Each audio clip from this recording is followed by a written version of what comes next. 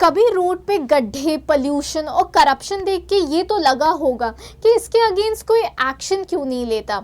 Hello everyone, मेरा नाम है अदीबा शेख और आज हम पढ़ने वाले हैं कॉन्स्टिट्यूशन के एक ऐसे एक्सेप्शनल डिवाइस को जिसका यूज़ करके हम जो है पब्लिक इंटरेस्ट में एक्शन ले सकते हैं। इस डिवाइस को हम कहते हैं PIL। तो बेसिकली आज हम इसी को डिटेल में देखेंगे। लेक्चर कुछ इस तरीके से होने वाला है कि पहले तो हम इसके कॉन्सेप्ट को समझेंगे, फिर हम लोकस स्टैंडी के रूल को देखेंगे, उसके बाद हम कॉन्स्टिट्यूशन के कुछ प्रोविजंस को देखेंगे और एंड में हम कुछ इंपॉर्टेंट MCQs सॉल्व करेंगे। So let's start with the video. पहले तो PIL को सिंपली अगर समझा जाए तो पहले क्या होता था कि जो भी पार्टी अफेक्टेड होती थी वो वही पर्सनली कोर्ट जा सकती थी, बट इस रूल को लोकस स्टैंडी कहते हैं। तो इसी रूल को हम लोग ने रिलैक्सेशन दिया कि कई बार क्या होता है, कुछ मार्जिनलाइज, कुछ वल्नरेबल सेक्शन होते हैं जो खुद से कोर्ट को अप्रोच नहीं करते हैं और इसीलिए वो अपने राइट्स को भी, उनके राइट्स इन्फ्रिंज होते रहते हैं और वो अपने राइट्स के लिए बोल भी नहीं पाते। तो PIL जो होता है बेसिकली एक कलेक्टिव वॉइस होता है जो एक इंसान जो है कोर्ट में जाके सबके लिए लेता है। ठीक है, तो PIL जो है आपका basically PIL refers to a litigation filed in the court of law for the protection of public interest. I mean that is very understandable. इसे जो है क्या कहते हैं, जो ट्रेडिशनल प्रिंसिपल है लोकस स्टैंडी का रूल, उसको रिलैक्स करते हुए इसे लिया गया है। उसके बाद PIL जो है अलाउ करता है कोई भी इंडिविजुअल या ऑर्गेनाइजेशन को कि वो जो है किसी भी वल्नरेबल सेक्शन के लिए केस फाइल कर सकता है। उसके बाद जो है PIL बेसिकली आज तक किस किस सब्जेक्ट्स के लिए हुआ है, तो PIL आपका ह्यूमन राइट से रिलेटेड इश्यूज़ के लिए हुआ है, इन्वायरमेंट से रिलेटेड इश्यूज़ के लिए हुआ है। अगर आपको मैं बात बताऊं तो मैक्सिमम इंडिया में जो PIL का यूज़ हुआ है वो आपके इन्वायरमेंट के लिए हुआ है, चाहे वो ताजमहल का केस हो कि वहाँ पर एसिड रेन की वजह से जो हमारा ताजमहल है, जो एक वर्ल्ड जो इतनी इम्पॉर्टेंट मॉन्यूमेंट है, वो उसका इरोजन हो रहा था, उसको स्टॉप करने के लिए, गंगा को क्लीन करने के लिए, जितने भी पब्लिक इंटरेस्ट में केसेस हुए हैं ये बेसिकली आपका इन्वायरमेंट से रिलेटेड है और इसे इम्प्लीमेंट भी PIL के थ्रू करा गया था। ठीक है, तो जो है करप्शन से रिलेटेड आपका हो सकता है।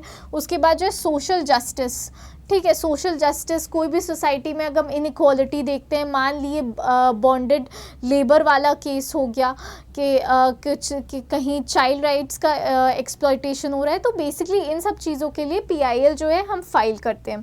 ठीक है, अब आते हैं PIL का ओरिजिन कैसे हुआ। तो PIL का जो ओरिजिन है ना वो बेसिकली इंडिया में नहीं हुआ था, इंडिया में ये काफ़ी बाद में आया था। तो किस कंट्री में आया था, तो ये आया था आपका यूनाइटेड स्टेट्स में। ठीक है, यूनाइटेड स्टेट्स में क्या होता था, स्टार्टिंग से ही जो वल्नरेबल सेक्शन है, जो मार्जिनलाइज है, डिप्रेस क्लास है, वो खुद से तो कोर्ट को नहीं अप्रोच कर सकते थे। तो NGOs हो गया, आपका सिविल सोसाइटीज़ हो गया, उनके राइट्स को इम्प्लीमेंट वो करवाते थे वाया PIL। ठीक है, इंडिया में इसको 2 जजेस लेकर आए, इनको ये बहुत इम्पोर्टेंट है।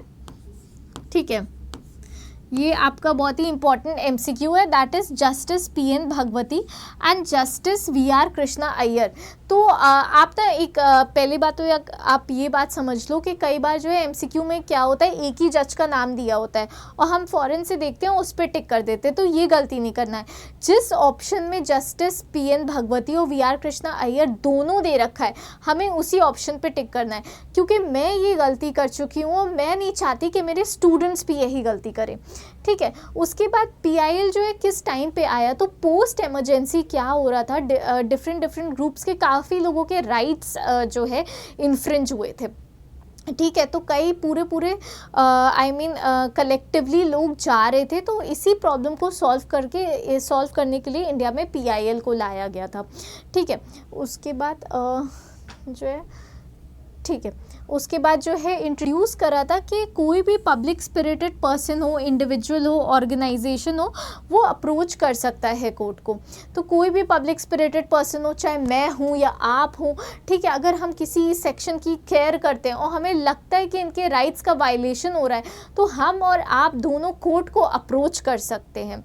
ठीक है, तो तो बेसिकली ये इमरजेंसी के टाइम में आया था। उसके बाद जो है हम लोकस स्टैंडी के रूल को, जैसे मैंने आपको स्टार्टिंग में ही बता दिया था कि पहले स्ट्रिक्ट लोकस स्टैंडी का रूल था। लोकस स्टैंडी मीन्स कि जो पर्सन पर्सनली अफेक्टेड है वही कोर्ट को अप्रोच कर सकता था।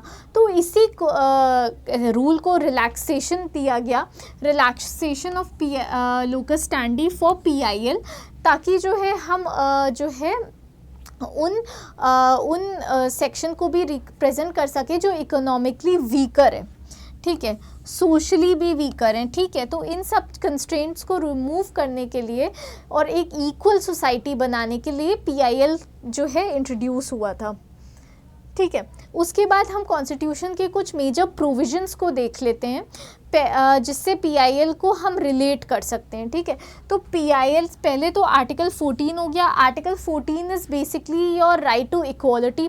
तो हम इन इक्वालिटी को रिमूव ही तो कर रहे हैं, क्योंकि हम जो है ऐसा सेक्शन जो कोर्ट को डायरेक्टली अप्रोच नहीं कर सकता, जिनके पास रिसोर्सेज नहीं है, मीन्स नहीं है, उनको हम एक प्लेटफॉर्म दे रहे हैं, ठीक है। तो बेसिकली ये जो है आपका राइट टू इक्वालिटी को ही इस्टेब्लिश करता है। दूसरा है आपका right to life and personal liberty. कई बार कोर्ट ने ऐसे डिसीजंस लिए हैं PIL के थ्रू जिससे लोगों की लाइफ इम्प्रूव हुई है। आई मीन आर्टिकल 21 का इतना ब्रॉड एक्सपेंशन है कि PIL भी उसी में आ जाता है, ठीक है। तो बेसिकली आर्टिकल 14 हो गया एंड आर्टिकल 21 हो गया। उसके बाद आता है आपका directive principle, that is part 4, ठीक है। तो पार्ट 4 तो बेसिकली नॉन जस्टिसिएबल है, ठीक है। आप सब जानते हो फंडामेंटल राइट्स क्या है, जस्टिसिएबल है। अगर आपकी फंडामेंटल राइट्स वायलेट हो रही हैं तो आप डायरेक्टली कोर्ट जा सकते हो। बट पार्ट 4 क्या करता है, गवर्नमेंट को एक विजन प्रोवाइड करता है। बेसिकली ये कुछ ऐसे मॉरल एथिकल प्रिंसिपल्स हैं जो कोर्ट जो है जो गवर्नमेंट यूज़ करती है अपने पॉलिसी फॉर्मुलेशन के लिए, ठीक है। तो उसमें भी PIL आपका कवर हो जाता है, ठीक है। तीसरा है आपका आर्टिकल 39A। 39A जो है आपका एक डायरेक्टिव प्रिंसिपल है जो बोलता है कि कोर्ट को जो है स्पेसिफिकली लीगल एड प्रोवाइड करनी चाहिए, जिससे मैक्सिमम लोग जिनके राइट्स इन्फ्रिंज हो रहे हैं वो कोर्ट जा सकें और अपने राइट्स को इम्प्लीमेंट करवा सकें, ठीक है। उसके बाद कौन कौन PIL फाइल कर सकता है, तो PIL जो है बेसिकली फाइल हो सकती है by a public spirited citizen, कोई NGO कर सकता है या फिर कोई सिविल सोसाइटी कर सकती है। ये सारे लोग जो है PIL फाइल कर सकते हैं। उसके बाद जो है दूसरा मेथड क्या हो सकता है, that is suo motu. Suo motu से मतलब है आपका ऑन देयर ओन, ठीक है, ऑन देयर ओन, ठीक है। तो कोर्ट जो है क्या कर सकता है, कोर्ट जो है खुद से जो है अगर कोर्ट की नोटिस में आता है कि कुछ सर्टेन सेक्शन है जिनके राइट्स वायलेट हो रहे हैं, तो कोर्ट जो है खुद से भी एक्शन ले सकता है। तो उसी को हम कहते हैं सो मोटो। तो बेसिकली क्या हो गया, पहले तो कोई भी सिटीजन या ऑर्गेनाइजेशन कर सकता है और दूसरा कोर्ट खुद से कर सकता है वाया सो मोटो। उसके बाद जो है प्रोसीजरल एस्पेक्ट्स क्या होते हैं, जो PIL है ना वो बहुत ही सिंपली आपका जो है फाइल हो सकती है। कैसे कैसे फाइल हो सकती है, आपका कोर्ट जो है एक्सेप्ट कर सकता है पेटिशन, कोई भी पेटिशन हो, कोई भी लेटर हो, या आप सिंपली टेलीग्राम लिख दो कोर्ट को, चाहे सुप्रीम कोर्ट को, हाई कोर्ट को या मैजिस्ट्रेट को, तो आपका जो है PIL फाइल हो जाती है। उसके बाद जो है आपका PIL में कोई पर्सनल इंटरेस्ट नहीं होना चाहिए, ठीक है।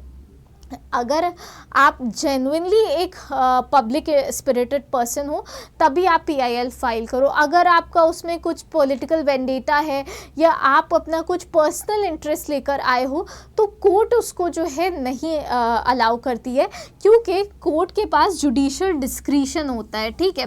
जुडिशियल डिस्क्रिशन से आप क्या समझते हैं कि कोर्ट को अगर लगता है कि PIL फ्रिवलेस है तो कोर्ट जो है उस PIL को लेने से मना भी कर सकती है, इनफैक्ट फाइन भी लगा सकती है, ठीक है। उसके बाद जो है कमिंग टू स्पेसिफिक आर्टिकल्स जिससे PIL हम जो है इम्प्लीमेंट कर सकते हैं। One is article 32। Article 32 and another is article 226।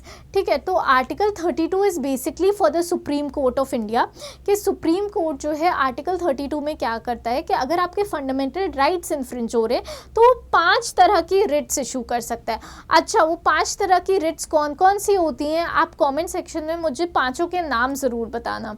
ठीक है, दूसरा है आपका आर्टिकल 226। आर्टिकल 226 जो है बेसिकली आपका हाई कोर्ट के लिए होता है। अच्छा, 32 और 226 में क्या डिफरेंस होता है, तो 32 जो है बेटा आपका 32 स्पेसिफिकली फॉर सुप्रीम कोर्ट। ठीक है, उसमें क्या हो सकता है, you can issue Ritz specifically for fundamental rights only, and in 226 high court क्या कर सकता है, फंडामेंटल राइट्स के लिए भी रिट इशू कर सकता है और फॉर एनी अदर पर्पस के लिए भी कर सकता है। ठीक है, फॉर एनी अदर पर्पस। ठीक है, तो बेसिकली जो हाई कोर्ट का रिट जूरिसडिक्शन होता है, रिट जूरिसडिक्शन जो होता है वो आपका सुप्रीम कोर्ट से वाइडर होता है। ठीक है, अनलाइक जैसे हम सोचते हैं ना कि सुप्रीम कोर्ट एपेक्स कोर्ट है तो सबसे ज़्यादा जूरिसडिक्शन उसी का होगा, बट रिट जूरिसडिक्शन में ऐसा नहीं है। रिट जूरिसडिक्शन आपका हाई कोर्ट का ज़्यादा वाइड है, सुप्रीम कोर्ट से भी ज़्यादा। ठीक है, और दूसरा आपका क्या हो सकता है कि आप PIL जो है मैजिस्ट्रेट के पास कर सकते हो under section 133 of CRPC, but क्योंकि अब CRPC हट चुका है एंड वी हैव BNSS, तो this provision is not very relevant. ठीक है, उसके बाद coming to Hussainara Khatoon versus state of, coming to some important landmark judgements. पहले है आपका हुसैनैरा Khatoon versus state of Bihar. इसमें जो है कोर्ट ने एड्रेस करा था issue of under trial prisoners. Under trial prisoners कौन होते हैं, जो अभी उनका ट्रायल चल रहा है और ना तो वो अभी अक्विट हुए हैं और ना ही उन्हें पूरी तरह से कन्विक्ट करा गया। हमारे कंट्री में क्या होता है ना, एक एक केस को पूरा मतलब सल्यूशन तक आने में बहुत ज़्यादा टाइम लग जाता है। ठीक है, तो ये अंडर ट्रायल्स के साथ ना बहुत ही इनजस्टिस होता है। ठीक है, उन्हें स्पीडी जस्टिस नहीं मिल पाता। तो ये आपका हुसैनैरा Khatoon versus state of Bihar जो है आपका इसी से रिलेटेड है। इसमें अंडर ट्रायल्स का इशू एड्रेस करा गया था और आउटकम ये हुआ था कि ये आपका वाया PIL सारे केस हैं। ठीक है, via PIL, that is why they are relevant for this topic. ठीक है, उसके बाद जो है सुप्रीम कोर्ट ने रूल करा अंडर ट्रायल्स के लिए और बोला कि उनको जो है फ्री लीगल एड मिलना चाहिए और जो है स्पीडी जस्टिस मिलना चाहिए। दूसरा आपका केस है Vishakha versus state of Rajasthan. अच्छा, Vishakha versus state of Rajasthan में आपका क्या हुआ था, there was this person Bhanwari Devi जो काम कर रही थी राजस्थान के एक गांव में अगेंस्ट चाइल्ड मैरिज। ठीक है, तो वहाँ पर क्या हुआ, बिकॉज ऑफ मेल ईगो कुछ लोगों को लगा उनके ट्रेडिशंस और सोशल कस्टम्स पे अटैक हो रहा है। So to teach Bhanwari Devi a lesson, Bhanwari Devi was raped. तो विशाखा जो आपका केस, ये विशाखा जो है वॉज आपका NGO। ठीक है, तो इन्होंने बेसिकली भावरी देवी के लिए आवाज़ उठाई और ये आपका कोर्ट जो है केस जो है आपका सुप्रीम कोर्ट गया। अब देखा क्या गया कि इंडिया में जो है कोई भी सेक्सुअल हैरेसमेंट के लिए लॉ ही नहीं है। तो हमने इंस्पिरेशन ली सीडो से, सीडो जो एक इंटरनेशनल कन्वेंशन है फॉर वुमेन और ये आई थी आपका 1993 में। ठीक है, सीडो आया था। तो ये बेसिकली जो है आपका विमेन के राइट्स के लिए, तो इससे इंस्पायर होके हमने sexual harassment at work place 2013 का एक्ट लाया था। ठीक है, क्योंकि सुप्रीम कोर्ट ने देखा कि लेजिस्लेचर में एक बहुत ज़्यादा गैप है, हमारे पास कोई ऐसा लॉ ही नहीं है जो सेक्सुअल हरासमेंट के लिए काम करता हो। तो ये यहाँ पर आप देख भी सकते हैं, sexual harassment of women at work place 2013 का ये एक्ट है। ठीक है, और जो है ये जो राइट्स आपकी हैं ये आई हैं आपकी इंस्पायर्ड है आर्टिकल 14 जो राइट टू इक्वालिटी है, उसके बाद 15(3) जो आपका एम्प्लॉयमेंट से रिलेटेड है, एम्प्लॉयमेंट से रिलेटेड है because भावरी Devi was raped at work place, वो काम कर रही थी तभी उनके साथ इस तरह का इंसिडेंट हुआ था। दूसरा है आपका MC Mehta versus union of India. MC Mehta versus union of India में जो इंडस्ट्रियल पोल्यूशन को एड्रेस करा गया था इन गंगा रिवर, ठीक है। आपने अगर गंगा रिवर देखी हो तो क्या कहते हैं, गंगा रिवर के अराउंड बहुत सारी टैनरीज हैं, ठीक है। टैनरीज क्या करती हैं, टैनरीज बेसिकली आपका जो लेदर होता है उससे रिलेटेड ये इंडस्ट्रीज़ होती हैं, और क्या करती हैं, ये अपना इंडस्ट्रियल डिस्चार्ज जो है रिवर में ही डाल देती हैं। इससे क्या हो रहा था, बहुत ज़्यादा पोल्यूशन हो रहा था, और जो लोग हैं आसपास जो गंगा रिवर से वाटर लेते हैं या फिर इरिगेशन करने के लिए यूज़ करते हैं गंगा का वाटर इन देयर फील्ड्स, उन लोगों को इससे नुकसान पहुंच रहा था। तो PIL फाइल हुई by MC Mehta who is a very famous lawyer. Environment के केसेस मोस्टली आप देखेंगे तो उसमें MC मेहता का ही नाम होता है। तो वाया मतलब उन्होंने MC मेहता ने ये PIL फाइल करी और कोर्ट ने जो है इन टैनरीज को अराउंड गंगा जो है रिमूव करा था, और जो है उन पे फाइन और पेनाल्टीज़ भी लगाई थी। कुछ 2 इम्पॉर्टेंट केस और देख लेते हैं, that is SP Gupta versus union of India. उसके बाद इसमें जो है डिफाइन करा गया था PIL, और दूसरा है आपका Kalyaneshwari versus union of India. इसमें क्या था कि इसमें आपका मिसयूज़ ऑफ PIL पे बात हुई थी। अभी हम आगे देखेंगे कि PIL के क्या क्या मिसयूज़ हैं, क्या क्या ड्रॉबैक्स होते हैं, ठीक है। आप इतने सारे इश्यूज़ देखो, आजकल हर चीज़ पे PIL फाइल होने लगी। PIL आपका बिग बॉस को बैन करने के लिए फाइल हो चुकी है, एग्ज़ाम्स पोस्टपोन करने के लिए फाइल हो चुकी है, वैलेंटाइंस डे रोकने के लिए PIL फाइल हो चुकी है। तो बहुत सारी ऐसी फ्रिवलेस PILs हैं। आपका कई बार पॉलिटिकल पार्टीज़ में आपस में एक वेंडेटा होता है, उसके लिए भी PIL फाइल हो चुकी है। इनफैक्ट PIL को तो अब लोगों ने कहना शुरू कर दिया है कि it is for political interest litigation, it is for private interest litigation, it is personal interest litigation, ठीक है। तो इतना मिसयूज़ हो रहा है PIL का। कमिंग टू द एडवांटेजेस, पहले हम एडवांटेजेस देखेंगे फिर हम ड्रॉबैक पे बात करेंगे। किसी भी चीज़ के पॉजिटिव्स और नेगेटिव्स दोनों होते हैं। हमें बेसिकली क्या करना है, पॉजिटिव्स को, उसके पॉजिटिव इम्पैक्ट को बढ़ाना है, और जो उससे नेगेटिव इम्पैक्ट हो रहा है उसको रोकना है, ठीक है। तो इन ऑल ऐसा नहीं कि PIL बहुत कोई ख़राब चीज़ है, हर चीज़ के पॉजिटिव नेगेटिव्स होते हैं। तो coming to the positives, it has empowered the marginalise section, ठीक है। वो सेक्शन जो खुद अपने लिए आवाज़ नहीं उठाता है, PIL उसको एक वॉइस देता है, एक आवाज़ देता है, ठीक है। उसके बाद लीगल अवेयरनेस, काफ़ी सारी PILs जो है लीगल अवेयरनेस भी जनरेट करती हैं। फिर आपका आ जाता है सोशल एंड एनवायरमेंटल जस्टिस, ठीक है। इन्वायरमेंट जस्टिस के लिए जैसे आपका MC मेहता केस हो गया, इनफैक्ट जो आपका ओलियम गैस लीक था, ओलियम गैस लीक केस, ठीक है, वो भी आपका PIL से ही सॉल्व हुआ था, ठीक है। उसके बाद आपका कई बार जो है PIL फाइल होती है जब गवर्नमेंट जो है रिफॉर्म्स लाने के लिए, ठीक है, जैसे विमेन राइट्स, आपने विशाखा केस देखा। उसके बाद जुडिशल ओवरसाइट, ठीक है, इंश्योर करता है, जुडिशल ओवरसाइट जो है बेसिकली इंश्योर करता है कि गवर्नमेंट प्रॉपर्ली काम कर रही है कि नहीं, क्योंकि judiciary basically checks and balances देता है गवर्नमेंट को, तो ये उसी के लिए है।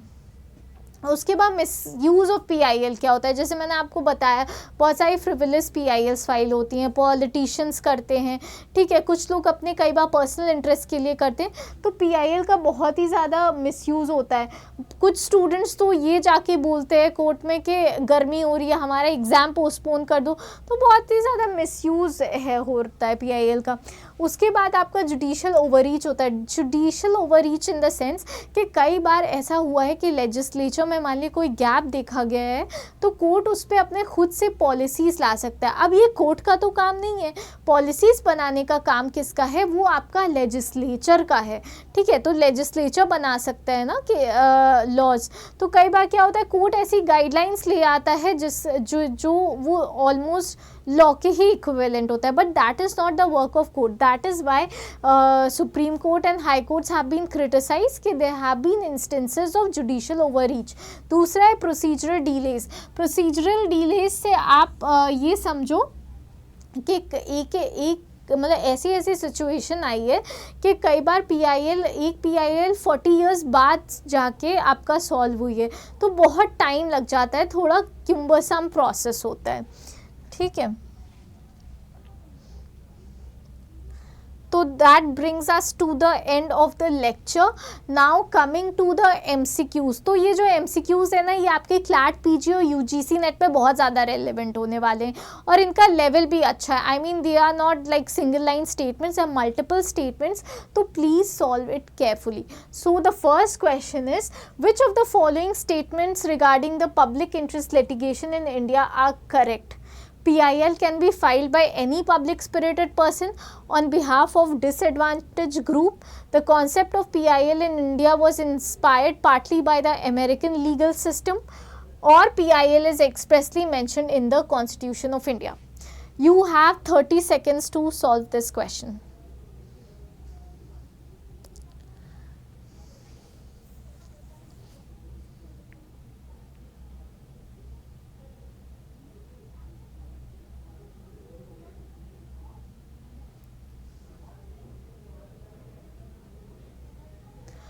सो coming back to the question, इसमें ना हमें बेसिकली कौन सा स्टेटमेंट करेक्ट है वो बताना है. तो PIL can be filed by any public spirited person on behalf of disadvantage group. ये तो मैं स्टार्टिंग से ही लेक्चर में बोल रही हूँ कि it can be filed by any person, not just the affected party, it can be filed by any person. तो ये तो सही हो गया. उसके बाद concept of PIL was inspired partly by the American constitution, ये भी मैंने आपको बताया. ठीक है, मुझे ये भी बताना कि कौन से जजेस ने PIL का कॉन्सेप्ट इंडिया में लाया था. It is in the start of the lecture, आप वीडियो को रिवाइंड करके भी देख सकते हो. ठीक है, उसके बाद फिर है PIL is expressly mentioned in the constitution of India. तो ऐसा तो कहीं नहीं है. ठीक है, एक्सप्रेसली कहीं भी मेंशन नहीं है. प्रोविजंस हैं जिन्होंने इंस्पायर करा, बट स्पेसिफिकली PIL कहीं भी एक्सप्रेसली मेंशन नहीं है. ठीक है, तो दैट मेक्स 1 and 2 करेक्ट. तो 1 and 2 आपका ऑप्शन ए में दे रखा है, तो ये आपका करेक्ट आंसर हो जाता है. फिर which of the following articles are most commonly invoked for filing PILs before the Supreme Court and the High Court respectively. और ये आपके 4 ऑप्शंस हैं. तो you have 30 seconds to solve this question.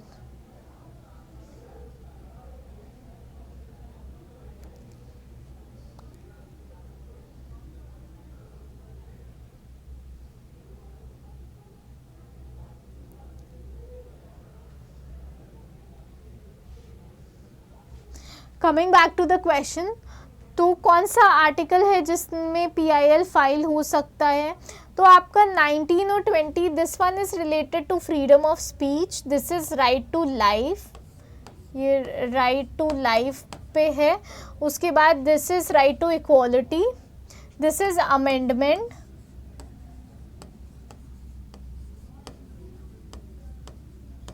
ठीक है, तो बचता है आपका ऑप्शन बी. तो ऑप्शन बी आपका करेक्ट आंसर है. 32 में आप सुप्रीम कोर्ट में फाइल कर सकते हैं, और 226 में जो है आप हाई कोर्ट में फाइल कर सकते हैं.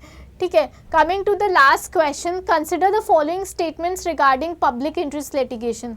The relaxation of the rule of locus standi is the key feature of PIL.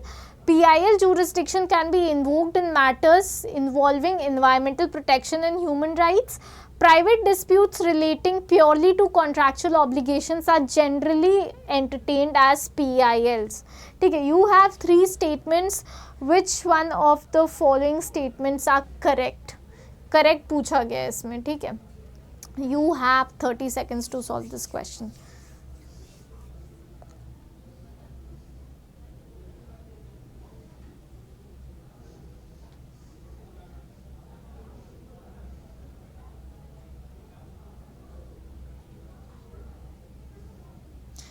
So coming back to the question, इसमें से सही स्टेटमेंट क्या है? इसे तो आप एलिमिनेट करके भी कर सकते हो. ठीक है, इससे बहुत private disputes relating purely to contractual obligations are generally entertained as PIL, ये स्टेटमेंट गलत हो जाता है। इससे आपके 3 ऑप्शंस हट जाते हैं। That makes option A correct. क्यों प्राइवेट डिस्प्यूट्स नहीं होता है? It is for public interest, ठीक है, पब्लिक इंटरेस्ट के लिए हम लोग PIL फाइल करते हैं, ना कि हम लोग उसके लिए फाइल करते हैं। तो पहले 2 स्टेटमेंट्स आपके करेक्ट होते हैं, ठीक है। आई होप इस वीडियो के वजह से आपके PIL से रिलेटेड जो भी कॉन्सेप्ट्स हैं वो क्लियर होंगे। इनफैक्ट अगर कोई स्टूडेंट UPSC का है तो आपके रिटन में भी आप ये सारे केस लॉज और पॉइंट्स वगैरह लिख सकते हो। सो आई होप आपको ये वीडियो पसंद आया होगा। For more such videos like share and subscribe. Thank you.